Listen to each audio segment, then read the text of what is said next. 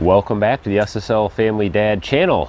Today we're going to do an update on the awesome log raised bed garden that has been actually growing. So we're going to do kind of an end-to-end full tour of the whole system here, and I want to share with you guys how well it's been working. It's been pretty awesome, actually. I'm pretty excited about it. So it's the end of March here in Michigan, and we've been able to grow just about everything. Everything that we have planted is starting to sprout.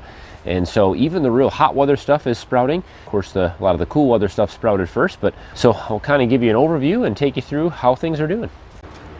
It's rainy out here today, so we won't spend too much time, but the system kind of starts with this outdoor wood boiler. This is pretty much its sole function right now is just to heat the garden and the greenhouse. And it will have much more purpose later on in life. I'm going to be building a building around this and adding on some other things, hot water in the greenhouse and heating seedlings, starting areas, and all kinds of other things. But right now, this just heats a big old water jacket or a big tank full of water in here, and it keeps it at a certain temperature.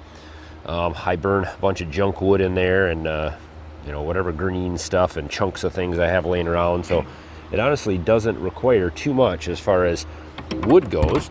Keeps the water temperature in this thing at about 165, 170 degrees right now. I have a little diverter set up right now, and basically it is constantly cycling hot water through the system and through these tubes that right now is just temporarily kind of running through the back of the greenhouse here. And you'll hear some fans running. I'm boiling maple syrup right now, so we've got a lot of steam coming out, and it's a rainy day today. And basically what we have is a 50-foot hoop house. It's a single film or 6 mil greenhouse plastic film hoop house.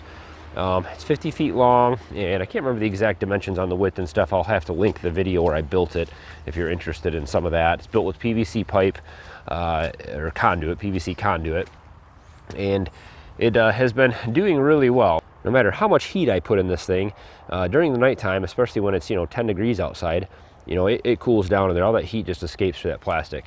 So we added the interior hoop, and that was the last kind of plan C or D, I think, trying to get this heated in here. And this is just a kind of a mini hoop house. A hot tunnel, or a warm tunnel we'll call it, inside of the big hoop house here. This is where everything is planted. So we have the log raised bed, and it's about 18 inches deep.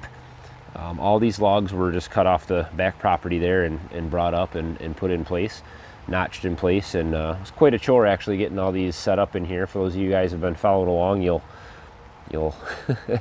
you can remember the struggles of getting this whole thing. It took a lot of work, but it is functioning, and I think it'll work for quite a few years. So it's been doing really well. It's a great free kind of idea for a raised bed. Just especially if you have down trees or something like that, you can kind of throw them together with a chainsaw and make yourself a nice raised bed.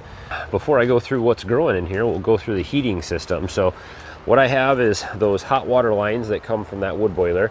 They come in here and they go into this radiator basically. Now this is actually designed for a in-home heating system. This came out of our furnace where this used to heat our home, and it's just a hot water radiator basically. But what I've done in the past for similar systems is you can just go to the junkyard and pick up a car radiator, and it will function the same way. Just might have to use a few adapters to adapt your PEX to the radiator, but it'll work just fine. And then on the back side, I just have an old fan that I found when we moved in, and you'll see some pieces of pallet wood. This is just keeping this plastic sheeting off of that fan. If the wind blows and things, it sucks to it. So I just put that on there to block that. The plastic sheeting here is just keeping our maple syrup evaporator and all the steam separate, so it's not all coming in here. That's all this plastic sheeting is hanging here for temporarily. And so that fan is hooked to a extension cord that runs all the way down to the other end here, and is hooked into what's called a thermal cube, and that one specifically is set to just keep things above freezing. So at about 35 degrees it kicks on, and then it stays on until the temperature reaches about 45 degrees, and then it turns off. And so I also have some wireless temperature sensors in here so I can keep track of it from my phone, make sure that the temperature doesn't drop below freezing, or identify if there's any problems, or if the fire's out or something else is going on, which has never happened, but I like to keep an eye on it. What I do at nighttime is I roll my sides down here, and this is just all PVC conduit. You see a lot of water in there. And this is, again, same thing, 6 mil greenhouse plastic on here.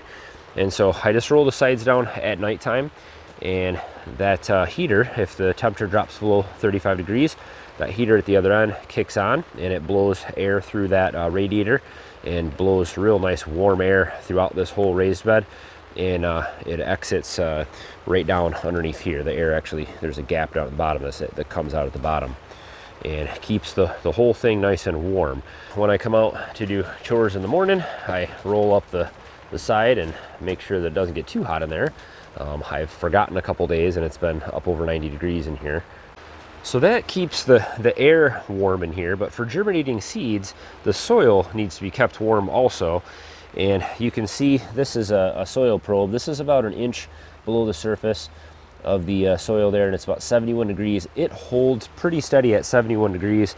It's about 46 in here right now, air temperature. But even at nighttime, I come out here, if it's 10 degrees outside, the soil temperature holds at 71.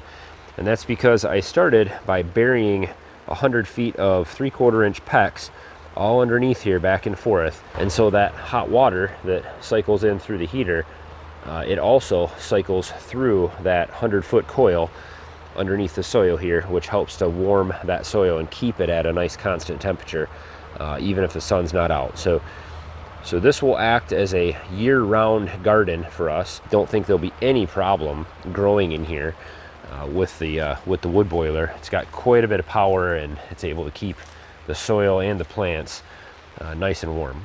So I'm using kind of a square foot gardening or grid system of planting here.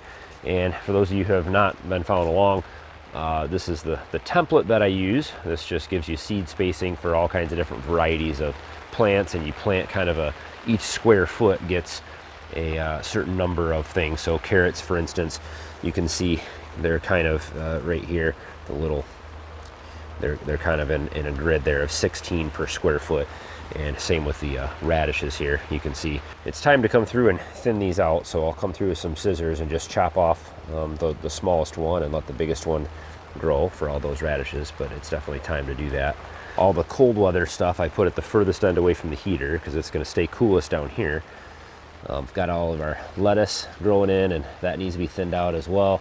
Got some cabbage, and these are 1 per square foot, so you can see them right here. We got 4 of them across. It's about 4 feet wide. We've got some dwarf kale, and these are 4 per square foot, so you can see we've got like 1 here, here, there, and there. Those need to be thinned out also. But this makes weeding really easy because I know that, I know all this stuff coming up here is weeds, and anything, that's not in that 4 pattern, and it makes it really easy to weed when this stuff is small. Sometimes it's hard to tell, what your seedlings are. Here we've got Swiss chard, and that's in a 4 pattern also. So you can see 1 there, and there's a little one right there just came up, and there, and then right there. So same thing for the Swiss chard, and that's coming up pretty good. Oh, a lot of weeds coming up here too.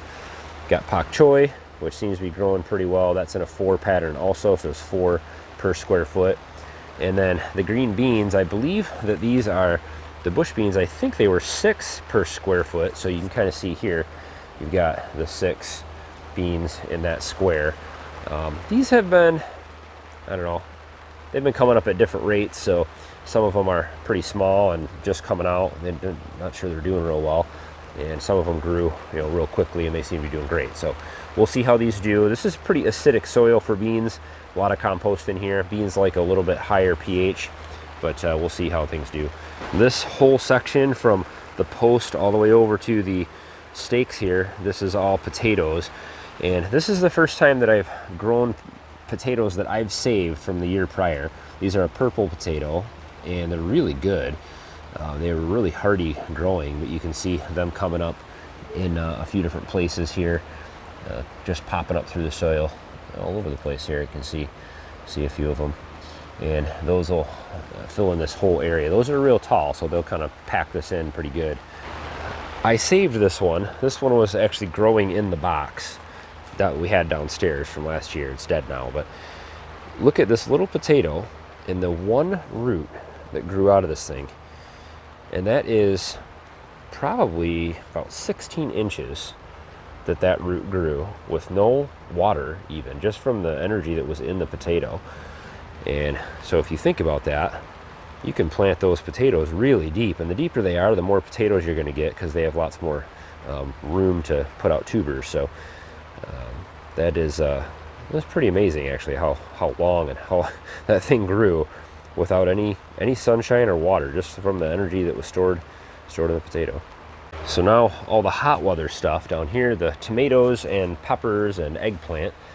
I've never grown eggplant before, so we'll see how that goes, but you can see the tomatoes starting to come up here, and we'll start to thin these out. I usually come through with scissors and just cut them out, but when the soil's this loose, you can a lot of times just pull them out, but it does disrupt the roots around them if you do that. So it's nicer to come through with scissors and just cut out the extras.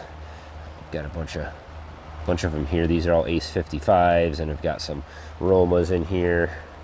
It looks like I dropped some seeds in random places.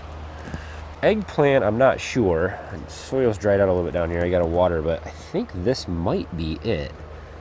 It also might be weeds or grass, but I've never grown eggplant. I'm not sure what the seedlings look like, so we'll have to wait it out and see. I planted 4 of them in here.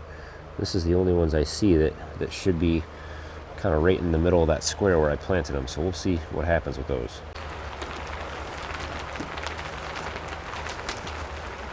See if we have any of our bell peppers. Bell peppers take the longest to sprout by far out of anything we planted here. They always do, and they need a real nice warm soil.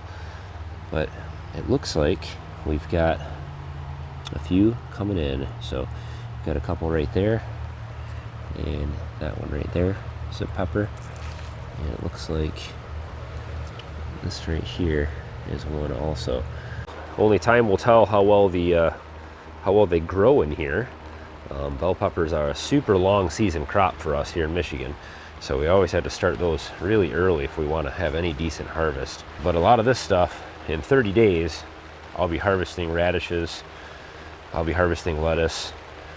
Carrots will take a little longer than that, probably 60 days. A lot of the leafy greens and things like that in here, the pak choi and the Swiss chard, 30 days I'll be harvesting that. So I just love how things look with the kind of square foot gardening method. It just really looks so nice, separated and spaced out, and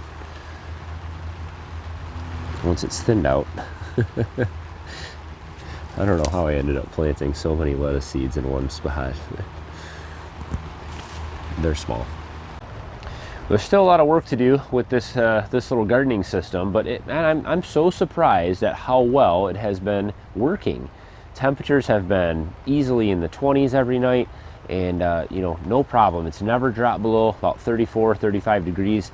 It's always stayed above freezing. The soil's nice and warm. Things are germinating well, so I don't think we'll have any problem growing all through the winter next year. I'm excited to give this a try, and I'll plant some things out in September in here, and we'll grow all the way through the winter and see how well it does. Now, the thing I'm going to run into coming into April here is temperatures are going to start getting warm, nice sunny days, and I'm going to run into some overheating issues, I think. And so I've got some upgrades to make to this. So if you're following along with the channel, I've got some new thermostats, and I'm going to add a cooling fan so that if the temperature gets over a certain temperature, it will cool down the system.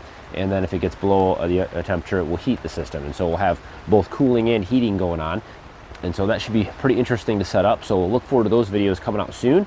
Hopefully you guys enjoyed a quick update on the garden today, the log raised bed. It is finally in business and finally actually growing things. And I think we'll be able to get quite a bit of food out of this within 30 to 45 days. A lot of these cold weather crops are going to be ready, and we'll be having some salads and enjoying some fresh vegetables. So Don't forget to hit the thumbs up button. Please reach down and hit the thumbs up. It makes a huge difference on each and every video. And of course, subscribe if this is your first time to the SSL Family Dad channel. We have lots more gardening things coming up, especially as we get into April and May here in Michigan. All kinds of farming things, lots of animals and goat births and pig births and all kinds of fun stuff. Hay equipment will be getting out and cleaned up and fired up here in the next couple months. So lots of exciting things coming up. So subscribe if you want to follow along. Don't forget to hit the bell next to the subscribe button so that you can get notified when we post new content. As always, guys, thanks for watching. Have a good one.